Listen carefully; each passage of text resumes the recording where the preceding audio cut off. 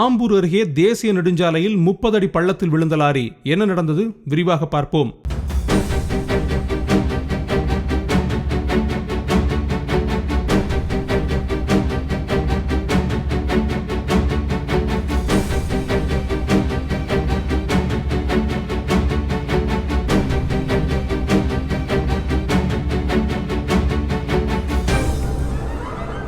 அரக்கோணத்திலிருந்து திருப்பத்தூர் நோக்கி சிமெண்ட் மூட்டைகளை ஏற்றிக்கொண்டு சென்னை பெங்களூர் தேசிய நெடுஞ்சாலையில் சென்று கொண்டிருந்த லாரி திருப்பத்தூர் மாவட்டம் ஆம்பூர் OAR திரையரங்கம் அருகில் வந்தபோது லாரி ஓட்டுநர் தூக்க கலக்கத்தில் இருந்ததால் ஓட்டுநரின் கட்டுப்பாட்டை இழந்து தேசிய நெடுஞ்சாலை நடுவில் உள்ள மேம்பாலத்தில் 30 அடி பள்ளத்தில் தலைகுப்புற கவிழ்ந்து விபத்துக்குள்ளானது.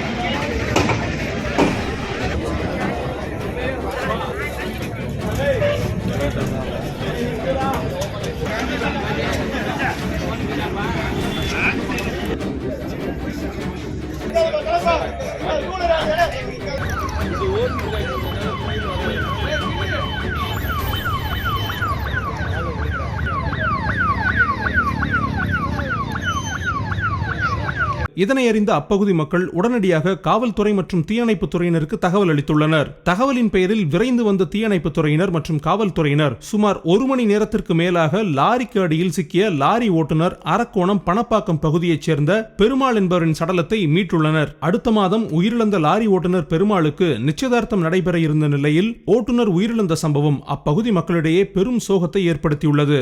விபத்து நடந்த இடத்தில் நகரப்பகுதியில் மேம்பால பணிகள் நடைபெற்று வருவதாலும் இருபுறமும் குறுகலான சாலையில் வாகனங்கள் சென்று கொண்டிருப்பதாலும் நெடுஞ்சாலைத்துறையினர் வாகன ஓட்டிகளுக்கு பாதுகாப்பு மற்றும் முறையான தடுப்பு வசதிகள் ஏற்படுத்தவில்லை என குற்றச்சாட்டு எழுந்துள்ளது.